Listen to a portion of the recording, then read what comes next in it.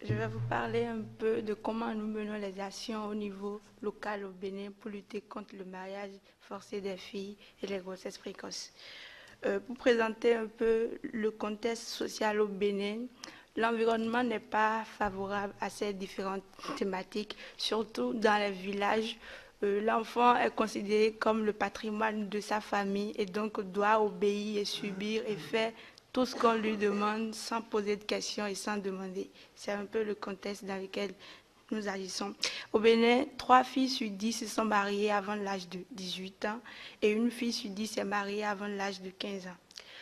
Selon le rapport du ministère, au cours de l'année scolaire 2016-2017, le Bénin a enregistré 2763 cas de grossesse précoce en milieu scolaire. Donc, soit une fille sur 100 tombe enceinte dans un collège au cours d'une année scolaire. Et ça, c'est sans compter les cas des filles non scolaires qui ne vont pas à l'école. Qu'est-ce que nous faisons souvent? Nous misons beaucoup plus sur l'information parce que généralement, les filles qui sont dans ces situations n'ont pas l'information, ne sont pas informées et les parents aussi. Sur le terrain, moi j'ai connu l'histoire de quelques filles qui m'ont marqué. J'ai connu une fille qui avait l'âge de 14 ans et elle habitait avec une cousine à son père. Après la mort de son père, sa maman est partie rester avec sa famille. La tante qui s'occupait d'elle du jour au lendemain a cessé de prendre soin d'elle. La tante voulait qu'elle arrête de fréquenter et qu'elle soit à la maison. Après, la fille a su qu'on voulait la marier à un homme qui est marié et père de 5 enfants. Euh, Elle a fui de la maison pour aller voir son oncle, espérant avoir de l'aide. Malheureusement, l'oncle a pris la chicotte et l'a chassée et lui a dit qu'elle doit faire ce que la famille dit et qu'elle n'a pas le choix. Elle a encore fui pour rejoindre sa mère et sa mère a dit qu'elle ne voulait pas de problème avec la belle famille, donc elle n'a qu'à retourner et faire ce que la famille demande.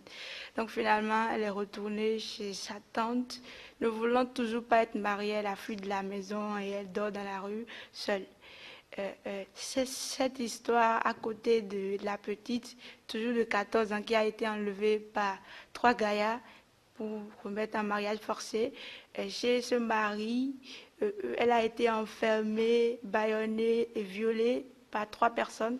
Il y a un homme qui gardait son pied, l'autre gardait son pied.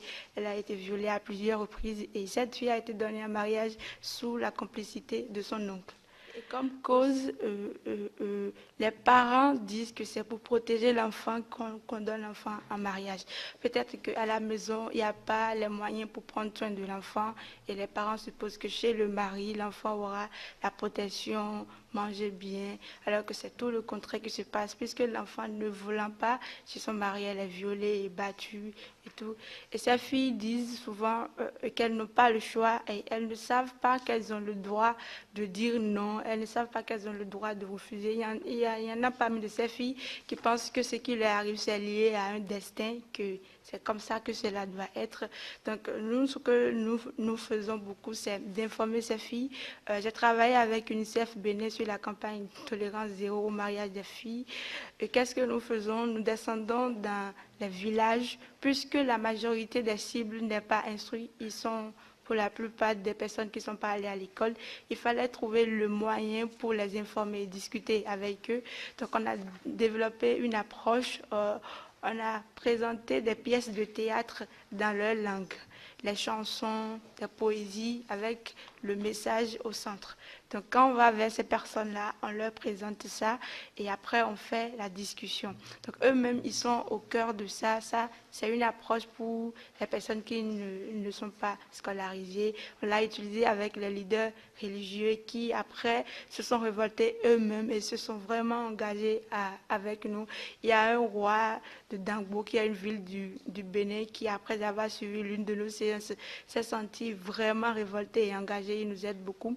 En dehors de ça, nous menons aussi des séances d'information dans les écoles et dans les localités. Dès qu'on a l'opportunité de discuter avec une dizaine de filles, on saisit l'occasion parce que l'objectif est de rendre vraiment ces filles moins bêtes, moins ignorantes, moins naïves et leur dire qu'elles ont le droit de mettre fin à tout ce qui leur arrive, qu'elles ont le droit de refuser. Donc on discute avec ces filles On a une plateforme Synergie d'action des jeunes contre le mariage forcé.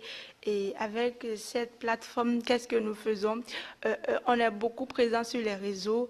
Donc, on a sauvé une fille comme ça au nord du Bénin. Dès qu'on a eu l'information qu'elle a été donnée en mariage et on a eu l'information sur la famille et les lieux, on a commencé par partager sur les réseaux, par partager dans les journaux. Et l'information, un peu de jour, est remontée vers les instances qui s'occupent de la protection de l'enfant. Et on a pu sauver cette fille. Donc,